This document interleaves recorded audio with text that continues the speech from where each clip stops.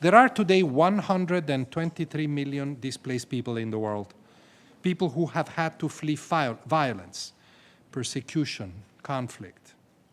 Conflicts like the one in Lebanon, where the devastation is catastrophic and where, like in Gaza, a desperately needed ceasefire does not materialize.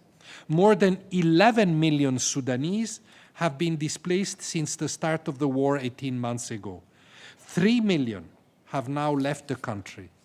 In the last month alone, 60,000 new refugees arrived in Chad, adding to those already hosted there, in Egypt, the Central African Republic, Ethiopia, South Sudan, Uganda, and Libya.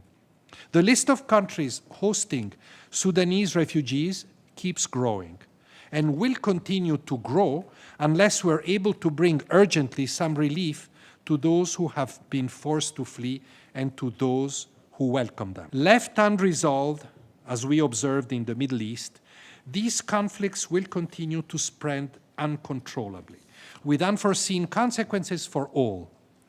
Left to their own devices, refugees and others will move onward to find safety. In recent years, as climate change and economic hardship combine with conflict and persecution to push people to flee, we have seen refugees and migrants move together along the same routes in what we call mixed flows. Addressing these movements has become a particularly vexing problem for states along the displacement routes. In this context of non-stop humanitarian emergencies, of insufficient humanitarian funding, and where displacement is increasingly protracted in time, with host community increasingly affected, we need to rethink our approaches to refugee displacement, to make them more sustainable. And the path to sustainability lies through greater inclusion of displaced people in the communities that host them, to the extent possible, and until such time when they can return home safely and in dignity.